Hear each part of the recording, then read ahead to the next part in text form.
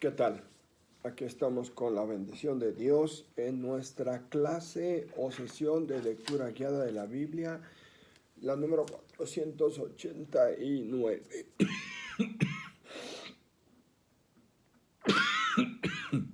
Vamos a dar lectura a los capítulos 5, 6 y 7 del Evangelio de San Mateo. Padre Santo, Hijo de Dios, Espíritu Santo, Unidad Santa Trina, bendita, glorificada, alabada, por siempre todo honor y gloria, augusta y santísima Trinidad.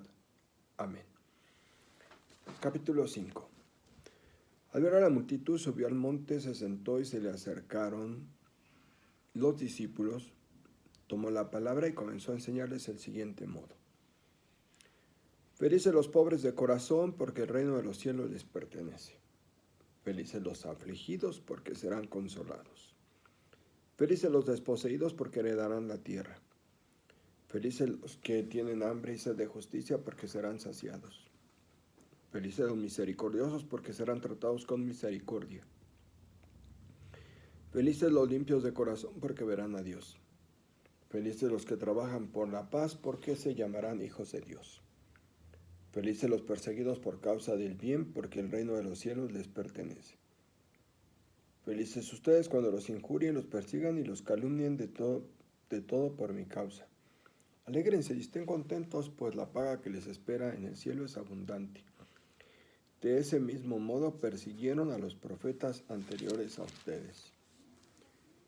Ustedes son la sal de la tierra. Si la sal se vuelve insípida, ¿con qué se le devolverá su sabor? Solo sirve para tirarla y que la pise la gente. Ustedes son la luz del mundo. No puede ocultarse una ciudad construida sobre un monte. No se enciende una lámpara para meterla en un cajón, sino que se pone en el candelero para que alumbre a todos en la casa. Brilla igualmente la luz de ustedes ante los hombres, de modo que cuando ellos vean sus buenas obras, glorifiquen al Padre de ustedes que está en el cielo. No piense que he venido a abolir la ley o los profetas. No vine para abolir, sino para cumplir. Les aseguro que mientras duren el cielo y la tierra, ni una letra ni una coma de la ley dejará de realizarse. Por tanto, quien quebrante el más mínimo de estos mandamientos y enseña a otros a hacerlo será considerado el más pequeño en el reino de los cielos. Pero quien lo cumpla y lo enseñe será considerado grande en el reino de los cielos.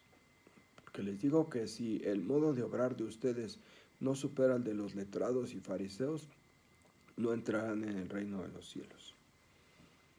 Ustedes han oído que se dijo a los antiguos: no matarás. El homicida responderá ante el tribunal. Yo les digo que todo el que se enoje contra su hermano responderá ante el tribunal. Quien llame a su hermano imbécil responderá ante el consejo. Quien lo llame estúpido incurrirá en la pena del infierno de fuego. Si mientras llevas tu ofrenda al altar te acuerdas de que tu hermano tiene algo contra ti, deja la ofrenda delante del altar. Ve primero a reconciliarte con tu hermano y después vuelve a llevar tu ofrenda. Con quien tienes pleito, busca rápidamente un acuerdo mientras vas de camino con él. Si no, te entregará al juez, el juez al comisario y te meterán en la cárcel. Te aseguro que no saldrás hasta haber pagado el último centavo.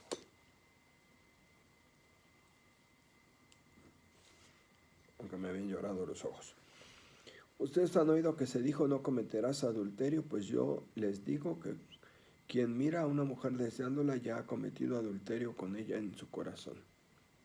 Si tu ojo derecho te lleva a pecar, sácatelo y tíralo lejos de ti. Más te vale perder una parte de tu cuerpo que ser arrojado entero al infierno.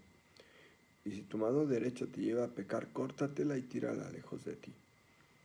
Más te vale perder una parte de tu cuerpo que terminar entero en el infierno. Se dijo: quien repudia a una mujer, que le dé acta de divorcio. Pues yo les digo que quien repudia a una mujer, salvo en caso de concubinato, la induce a adulterio, y quien se case con una divorciada comete adulterio. Ustedes también han oído que se dijo a los antiguos, no jurarás en falso y cumplirás tus juramentos al Señor.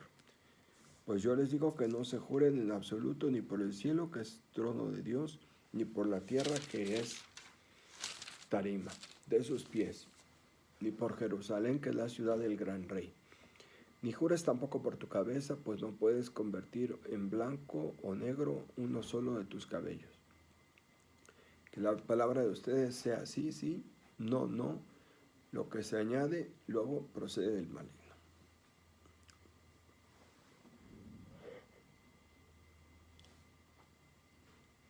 Ustedes han oído que se dijo ojo por ojo, diente por diente. Pues yo les digo que no pongan resistencia que les hace el mal.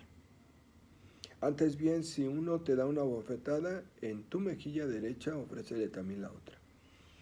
Al que quiera ponerte pleito para quitarte la túnica, déjale también el manto. Si uno te obliga a caminar 1000 pasos, haz con él 2000.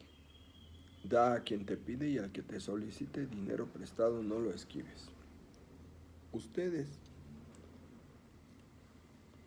han oído que se dijo, amarás a tu prójimo y odiarás a tu enemigo.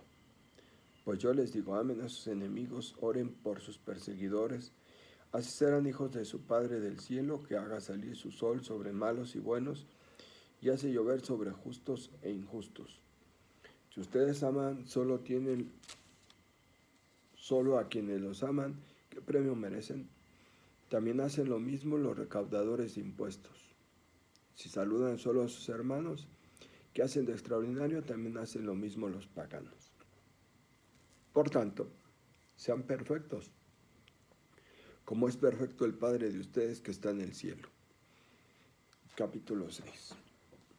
Cuídense de hacer obras buenas en público solamente para que los vean, de lo contrario no serán recompensados por su Padre del cielo. Cuando des limosna, no hagas tocar la trompeta por delante como hacen los hipócritas en las sinagogas y en las calles para que los alabe la gente. Les aseguro que ya han recibido su paga.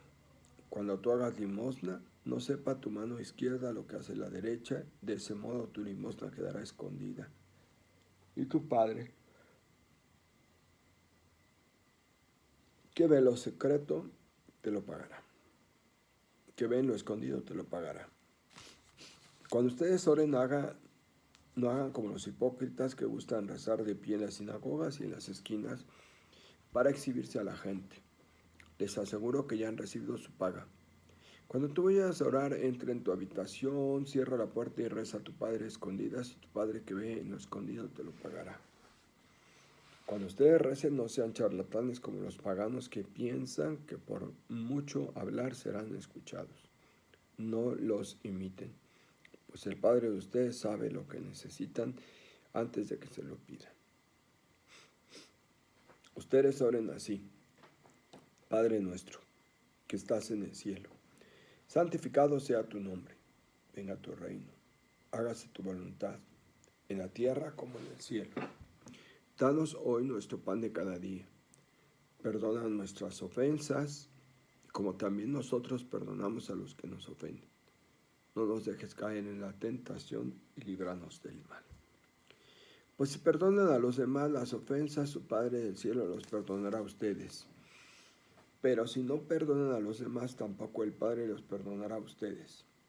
Cuando ustedes ayunen, no pongan cara triste como los hipócritas que desfiguran la cara para hacer ver a la gente que ayuna. Les aseguro que ya han recibido su paga. Cuando tú ayunes, perfúmate la cabeza y lávate la cara, de modo que tu ayuno no lo vean los demás, sino tu Padre que está escondido, y tu Padre que ve lo escondido te pagará. No acumulen tesoros en la tierra donde la polilla y la herrumbre los destruyen, donde los ladrones perforan paredes y roban. Acumulen tesoros en el cielo, donde no roe la polilla ni destruye la herrumbre, donde los ladrones no abren brechas ni roban. Pues donde está tu tesoro, allí estará también tu corazón. La lámpara del cuerpo es el ojo. Por tanto, si tu ojo está sano, todo tu cuerpo estará lleno de luz. Pero si tu ojo está enfermo, todo tu cuerpo estará lleno de oscuridad, y si tu fuente de luz está a oscuras, ¿cuánta oscuridad habrá? Nadie puede estar al servicio de dos señores, pues odiará a uno y amará al otro, o apreciará a uno y despreciará al otro. No pueden estar al servicio de Dios y del dinero. Por eso les digo que no anden angustiados por la comida y la bebida para conservar la vida, o por la ropa para cubrir el cuerpo. ¿No vale más la vida que el alimento, el cuerpo más que la ropa? Miren, las aves del cielo no tienen ni cosechan ni recogen en graneros, y sin embargo el Padre del cielo las alimenta. ¿No valen ustedes más que ellas? ¿Quién de ustedes puede, por mucho que se inquiete, prolongar un poco su vida? ¿Por qué se angustian por la vestimenta? Miren cómo crecen los lirios silvestres sin trabajar ni hilar. Les aseguro que ni Salomón en el esplendor de su gloria se vistió como uno de ellos. Pues si a la hierba del campo que hoy crece y mañana la echan al horno, Dios la viste así, ¿no los vestirá mejor a ustedes, hombres de poca fe? En conclusión, no se angustien pensando qué comeremos, qué beberemos, con qué nos vestiremos. Todo eso buscan ansiosamente los paganos, pero el Padre del cielo sabe que ustedes tienen necesidad de todo aquello. Busquen primero el reino de Dios y su justicia, y lo demás lo recibirán por añadidura. Por eso no se preocupen del mañana, que el mañana se ocupará de sí, a cada día le basta su problema. Capítulo 7. No juzguen y no serán juzgados, del mismo modo que ustedes juzguen se les juzgará. La medida que usen para medir la usarán con ustedes. ¿Por qué te fijas en la pelusa que está en el ojo de tu hermano y no miras la viga que hay en el tuyo? ¿Cómo te atreves a decir a tu hermano, déjame sacarte la pelusa del ojo mientras llevas una viga en el tuyo? Hipócrita. Saca primero la viga de tu ojo y entonces podrás ver claramente para sacar la pelusa del ojo de tu hermano. No tienen las cosas santas a los perros, ni arrojen sus perlas a los cerdos, o sea que los pisoteen y después se vuelvan contra ustedes para destrozarlos.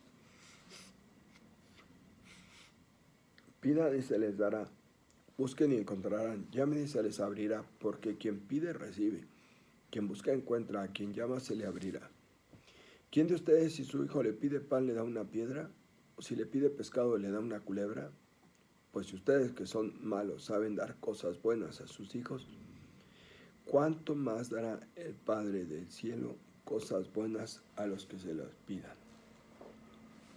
Traten a los demás como quieren que los demás los traten.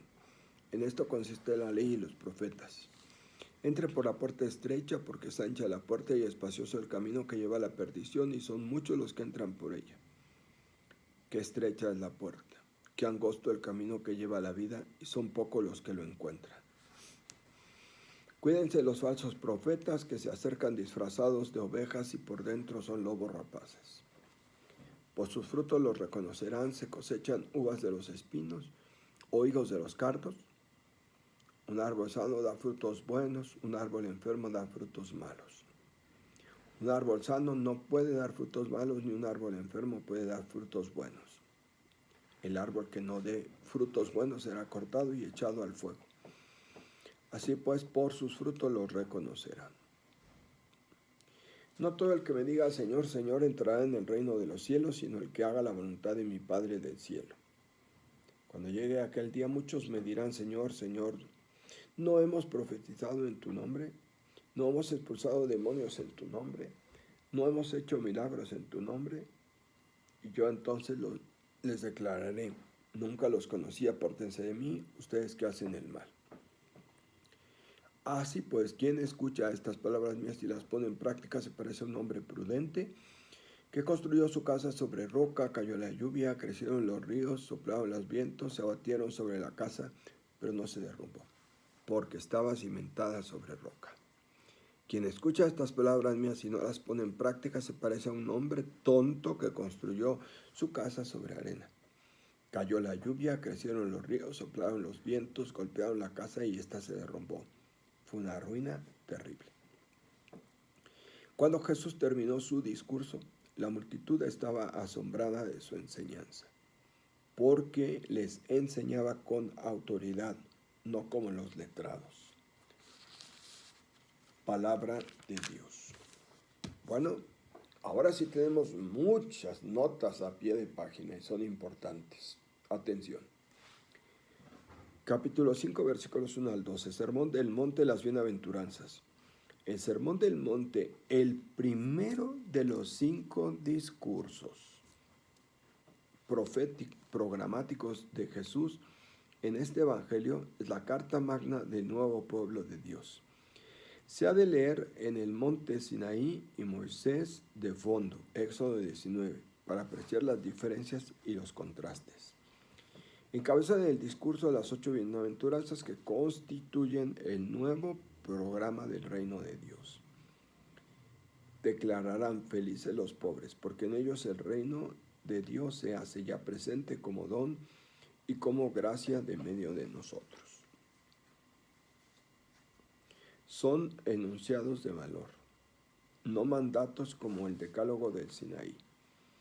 Una invitación a superarse constantemente, una denuncia de mezquindades, una oferta de la misericordia de Dios y del gozo incontenible del que trae el reinado de Dios. A diferencia de Lucas, capítulo 6, versículos 20 al 23, cuyas bienaventuranzas van dirigidas a todos sin distinción ni especificación, las bienaventuranzas de Mateo tienen un auditorio concreto y restringido. El grupo de los que Jesús había llamado a seguirle, se le acercaron los discípulos y comenzó a enseñarles del siguiente modo, versículo 1. El evangelista describe para una comunidad cristiana ya establecida que comienza a organizarse como iglesia y necesita profundizar en su nueva identidad de seguidora de Jesús. Después de la ruptura traumática con el judaísmo, de donde procedía la mayoría y que les dejó en una situación de marginación social, cultural y religiosa, es probable que estos hombres y mujeres fueran realmente pobres, menospreciados y perseguidos. Mateo les invita a descubrir los valores del reinado de Dios en las dificultades por las que atraviesan. Las palabras de Jesús son, en primer lugar, una invitación a vivir la pobreza, la aflicción, el desprendimiento, el hambre y la sed de justicia como bienaventuranzas. Y así la pobreza material se transformará en pobreza de corazón o apertura confiada a la voluntad y providencia del Padre. La aflicción en consuelo mesiánico, el único capaz de dar sentido al sufrimiento y a la muerte. El desprendimiento en posesión de la herencia de la tierra, expresión que equivale a recibir el reinado de Dios, y el hambre y la sed de justicia en esperanza del cambio radical que traerá la buena noticia. Estas 4 primeras bienaventuranzas podrían dar la impresión de una fácil y falsa espiritualización de la dura realidad humana con la esperanza pasiva de una reivindicación en un futuro reinado de Dios. Pero no es así. A estas 4 actitudes del corazón siguen las otras bienaventuranzas del compromiso y del empeño.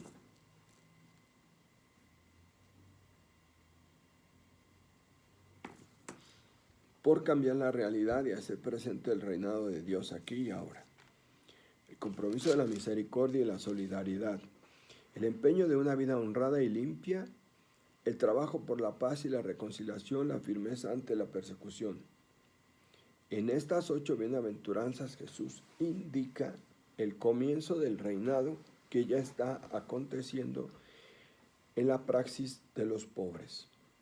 Y es en la práctica de los pobres donde despunta, aunque de lejos, la nueva creación. En ellos la vida nueva del reinado se construye en torno a los ejes básicos: posesión compartida en la tierra, versículo 4, ausencia de males que hacen sufrir y llorar, versículo 6, práctica de la justicia, versículo 6, y de la solidaridad, versículo 7, nueva experiencia de Dios, versículo 8, de la relación filial con Él, versículo 9. que es la raíz de la verdadera fraternidad. Capítulo 5, versículos 13 al 16. Imagen de los discípulos, sal y luz. Las breves parábolas de la luz y de la sal completan la proclamación de las bienaventuranzas y terminan el exordio del Sermón del Monte. Estos dos elementos tan necesarios en la vida cotidiana han entrado a formar parte del mundo simbólico de todas las religiones y culturas. La tradición bíblica ha visto en las propiedades de la sal dar sabor y preservar los alimentos, un símbolo de la sabiduría. Para Mateo, esta sabiduría es la palabra de Dios. La buena noticia no es en abstracto, sino personificado en la vida de los creyentes. Ustedes son la sal de la tierra. La advertencia, si la sal se vuelve insípida, resuena quizás hoy en dar con más urgencia que en otras épocas de la historia de la evangelización de la Iglesia, nuestro mundo moderno que ha dado ya la espalda a todas las ideologías. Solo reacciona ante el impacto del testimonio, y si el testimonio de una vida cristiana seria y consecuente. La buena noticia se convertirá en una ideología más, habrá perdido todo su sabor. En la misma línea se mueve la comparación de los cristianos con la luz del mundo. Más explícitamente que la sal, la luz evoca el mensaje de Jesús reflejado en la conducta diaria de sus seguidores. San Pablo dirá, si en un tiempo eran tinieblas, ahora son luz por el Señor. Vivan como hijos de la luz. Efesios 5:8. También la luz sin el testimonio es opaca, brilla solamente a través de las obras. La práctica de las bienaventuranzas lleva consigo una forma de vida alternativa que necesariamente será contracultural y que genera persecuciones. Pero incluso, o mejor, es en la persecución cuando este estilo de vida alcanza mayor plenitud de sentido. En la visión de Isaías de la ciudad irradia luz desde lo alto y atrayendo a todos los pueblos de la tierra. Capítulo 60, versículos 1 al 3. Ve el evangelista la visión universal de arruinar la buena noticia, encomendada a los que ya han sido iluminados por la luz de Cristo. Capítulo 5, versículos 17 al 48. Jesús y la ley. Jesús expone su postura frente a la ley, la Torá, que significa enseñanza. Recordemos, Torá significa enseñanza, es palabra hebrea. Primero en términos genéricos, incluyendo toda la escritura, es la consabida fórmula ley y profetas. Después, en una serie de 6 contraposiciones, agudamente perfiladas, encabezadas por las famosas antítesis de Mateo, ¿han oído qué se dijo? Pues yo les digo. Jesús habla con una autoridad que está por encima de la legislación antigua. Jesús reconduce los mandamientos a su raíz y a su objetivo último: el servicio a la vida, la justicia, el amor y la verdad. No pone a la ley antigua una ley nueva, sino que la transforma y la lleva hacia una radicalidad sin precedentes, rompiendo todos los moldes y criterios que han dado origen a cualquier legislación humana. En el centro de esta parte del Sermón del Monte está el respeto sagrado a las personas y la denuncia contra todo aquello que, aún camuflado de artificio legal, atente contra la dignidad del ser humano, del hombre y de la mujer. Pero es sobre todo en las 2 últimas antítesis donde aparece toda la revolucionaria novedad del mensaje de Jesús.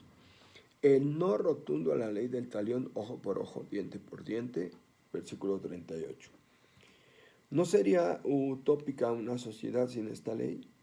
En realidad, la ley del talión ha existido en todas las culturas, no solo en la bíblica, como mecanismo para que la sociedad no se disuelva en el caos de una violencia indiscriminada, aunque su cruda aplicación haya desaparecido prácticamente de nuestro mundo actual.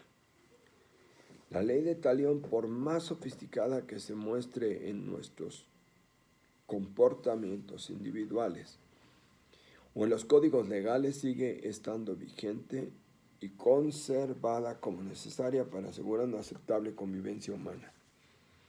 Así, la violencia legalizada y más o menos controlada parece ser la única respuesta para hacer frente a todo tipo de violencia que amenace al individuo y a la colectividad. Un ejemplo entre tantos es la pena de muerte. Jesús propone la subversión de este principio porque corrompe las relaciones de las personas entre sí y con Dios. Este cambio radical solo podrá partir de la lectura creadora del amor y será la única respuesta que pondrá fin a toda violencia. No solo se trata de una no violencia pasiva, no pongan resistencia que les hace el mal, versículo 39, sino activa, pues yo les digo, amén, a sus enemigos, oren por sus perseguidores, versículo 44. Esa es la utopía evangélica que propone el Sermón del Monte, el amor a todos sin condiciones, y tal como es el amor de su Padre del cielo, que hace salir su sol sobre malos y buenos y hace llover sobre justos e injustos, versículo 45. El amor no tiene límites, como no tiene límites la perfección a la que el creyente tiene que aspirar. Sean perfectos como es perfecto el Padre de ustedes que está en el cielo, versículo 48. Imitando de esta manera a Dios podemos crear una sociedad justa, radicalmente nueva. Quizás tengamos que confesar tristemente que nuestro mundo no está aún preparado para que la ley evangélica del amor sustituya a la ley del talión, pero precisamente porque hemos tocado fondo en los corazones, en los horrores de la violencia, y la violencia institucionalizada está enquistada.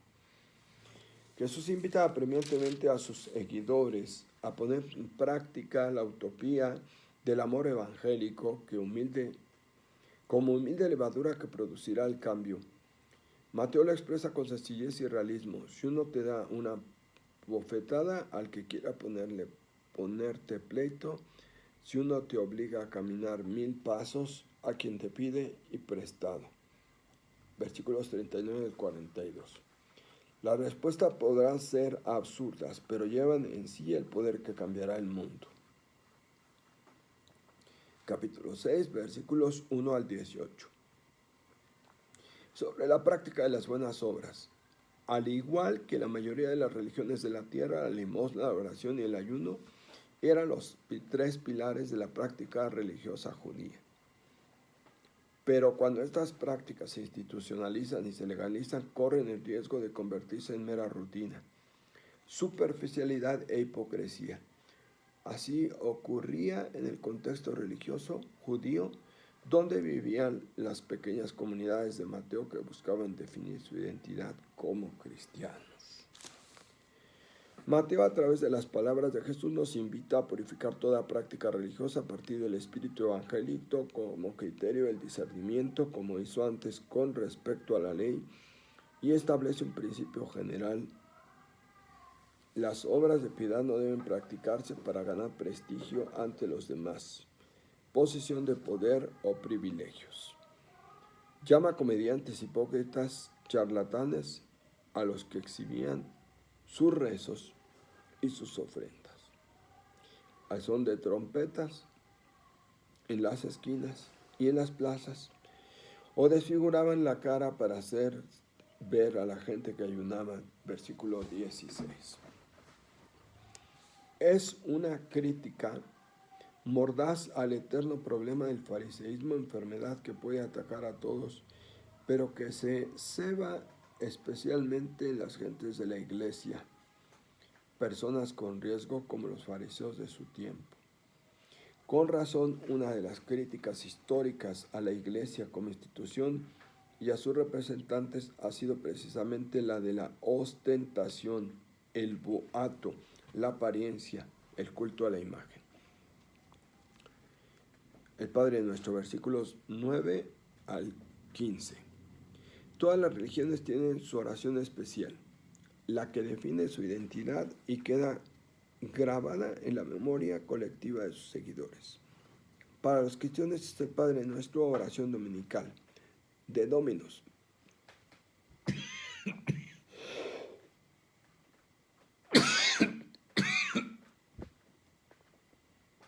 Señor,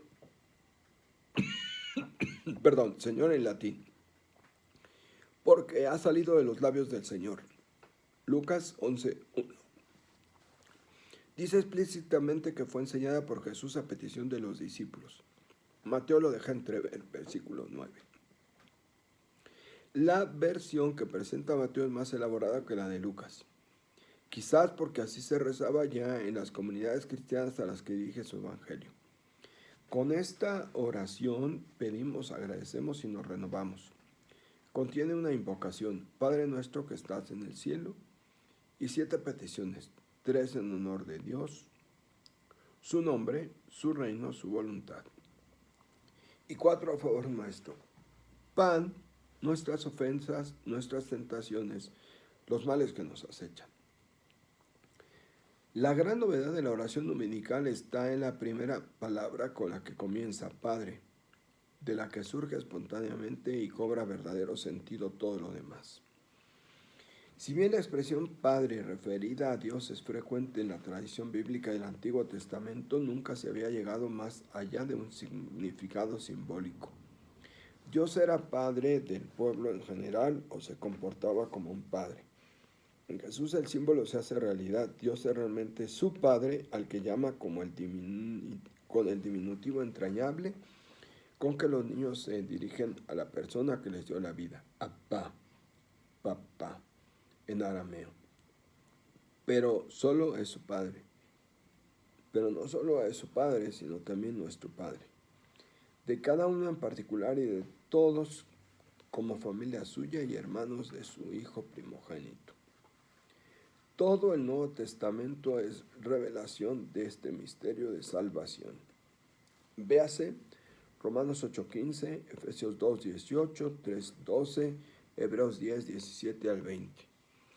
Aunque por razón de su cultura patriarcal los evangelistas no se atreven a llamar a Dios Madre, hoy día libres ya de esos condicionamientos culturales, no expresaríamos adecuadamente toda la dimensión de nuestra relación filial con Dios si no nos dirigimos a Él, ella como Padre Madre, que estás en el cielo, o simplemente Padre Madre, Dios, ya que la expresión que está en el cielo es una expresión que encubre el nombre de Dios y que el israelita por respeto no se atrevía a profundizar. Las 3 primeras peticiones, tu nombre, tu reino, tu voluntad, son en realidad una sola.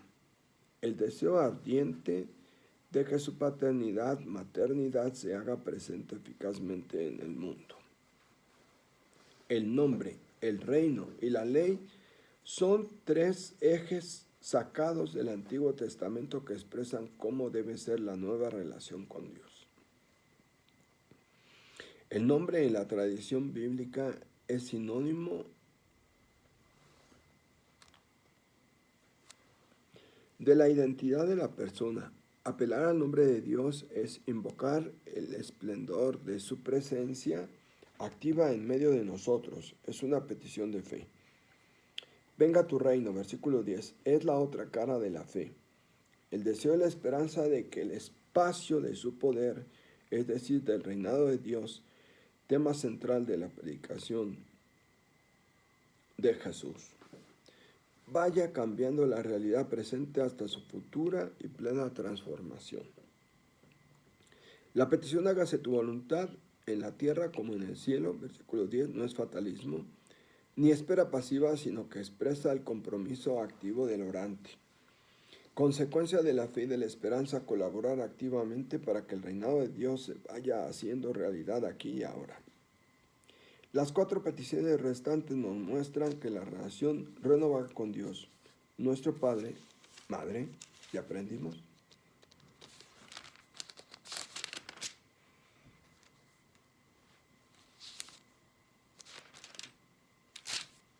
Es posible en la relación renovada entre nosotros, sus hijos. De ahí que estas 4 peticiones sean para la comunidad y se refieren a 4 necesidades.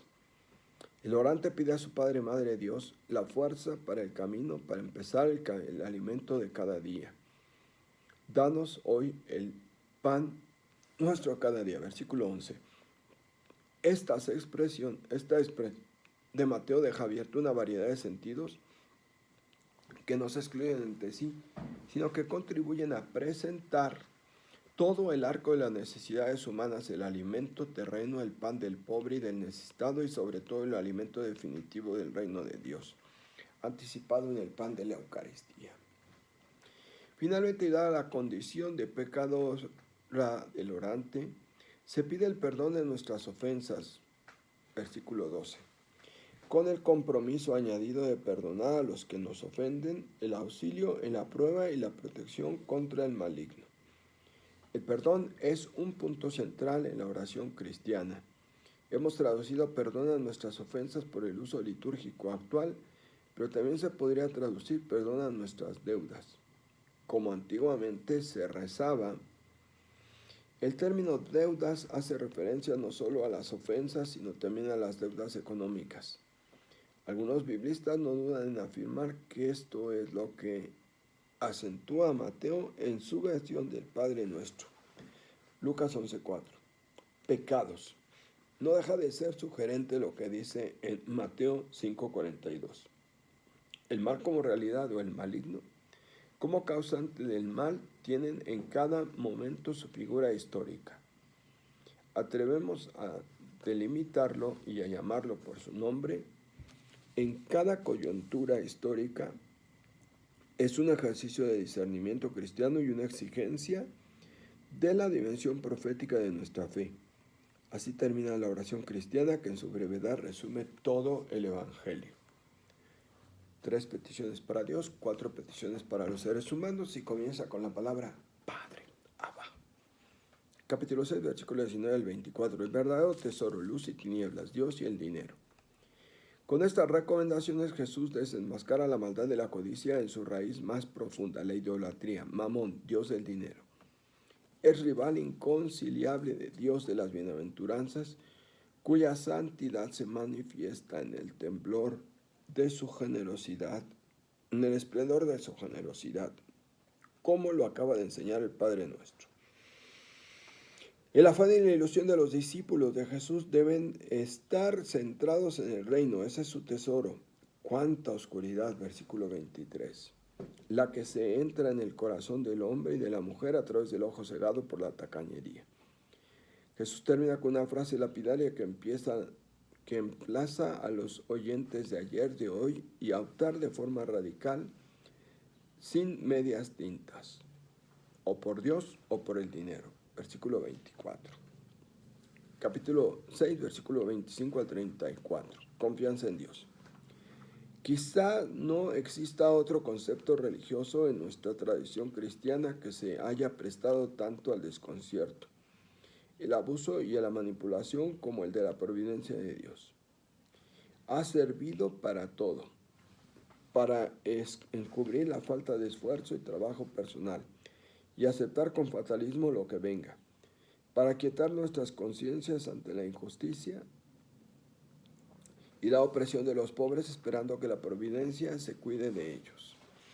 A veces llamamos instintivamente providencia a la abundancia y al bienestar, o nos sentimos apartados de ella cuando llaman a nuestras puertas, la penuria y el sufrimiento. En el fondo, si no sabemos a qué atenernos respecto a la providencia de Dios, es porque quizás hasta ahora no hayamos leído con seriedad el Sermón del Monte. Jesús no nos explica cómo o cuándo se hace presente la providencia, simplemente nos invita a abandonarnos en manos de nuestro Padre, Madre Dios, para quien sus hijos e hijas son las criaturas más importantes de toda su creación, y así pasar de la angustia a la confianza. Jesús resume en una frase cuál debe ser la actitud de sus seguidores ante la providencia de Dios. Busquen ante todo el reino de Dios y su justicia. El reinado se recibe como gratuito, con la alegría y confianza de quien experimenta la paternidad, maternidad de Dios en su acción transformadora del mundo. Pero esta justicia, salvación de Dios, invita también a los colaboradores y el empeño personal y colectivo de sus seguidores, con su plan salvador. La confianza lleva necesariamente al compromiso, pues nadie se compromete con una causa perdida. Y esto es justamente lo que nos enseña esta página entrañable del Evangelio, que el poder salvador de Dios, simbolizado en el esplendor de la delicadeza y de la delicada magnificencia con que trata a las aves del cielo y las flores del campo, no va a dejar fuera del reino a sus hijos e hijas. Capítulo 7, versículos 1 al 6. El juicio a los demás. Las cosas santas. El sermón del monte ha sido desmantelado poco a poco. Ha ido desmantelando poco a poco todas las estructuras y condicionamientos internos que aprisionan y esclavizan a la persona desde una perspectiva nueva que revoluciona la ética y todo comportamiento humano convencional. La presencia del reinado de Dios, lo que ha hecho con la ley del talión, con el afán de poder, con la angustia ante el mañana, ahora lo hace con el juicio contra el hermano. Si Jesús hablara simplemente de actitudes civilizadas como la comprensión o la tolerancia, no habría dicho nada nuevo que no hubiera dicho ya los rabinos de su tiempo, lo de todos los tiempos, quienes usaban la proporción como norma positiva de juicio. Del mismo modo que ustedes juzguen, se los juzgará. Versículo 2. Confucio decía que 500 años antes de Jesús, que el hombre justo cuando ve una cualidad en los demás la imita, cuando ve un defecto lo corrige en sí mismo. Jesús cita la norma pero para negarla, para prohibir y condenar como falso, hipócrita y fariseo todo juicio humano que no esté inspirado en la nueva justicia que ha traído el reinado de Dios. Lo ilustra mediante el proverbio que pone de relieve la desproporción hiperbólica entre la basura o la pelusa en el ojo del hermano y la viga en el ojo propio. Si la presencia del reinado de Dios entre nosotros nos ha hecho experimentar el don inmenso e impagable de su perdón y misericordia, es decir, la revelación de su justicia y salvación.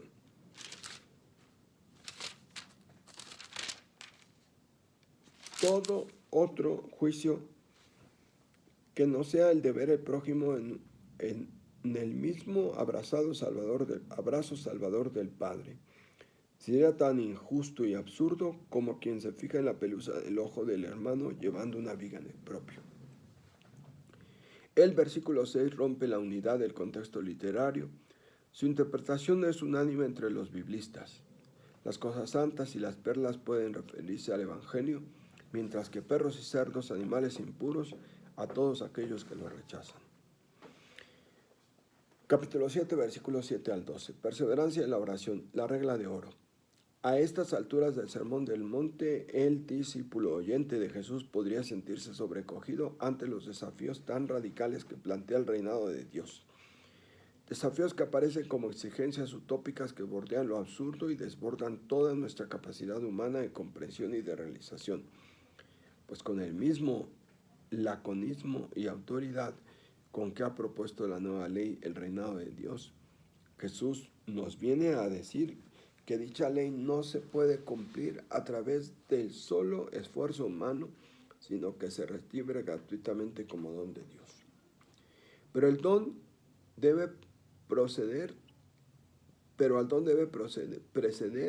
la petición del don, y no una petición puntual y coyuntural, sino de toda una vida entendida como empeño de búsqueda comprometida con el reinado, expresada en la reiterada pidan, busquen, llamen, porque quien pide, quien busca, a quien llama.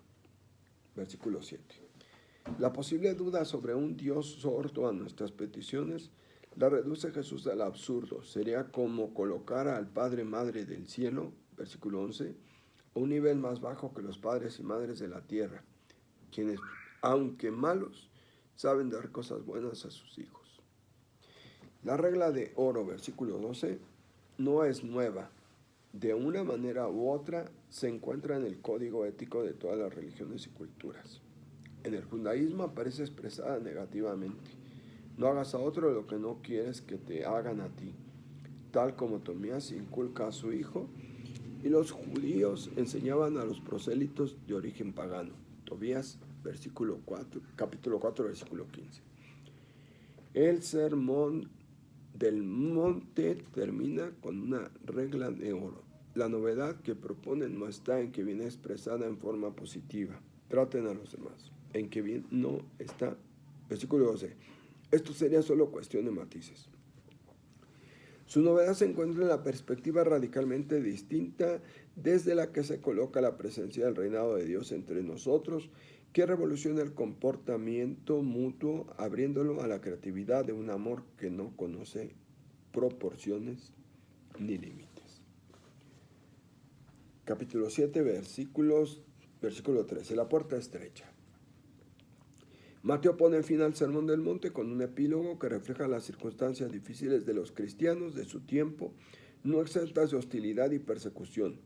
Si el evangelista tiene presente a las comunidades a las que dirige su evangelio, las palabras de Jesús se dirigen a sus seguidores de todos los tiempos.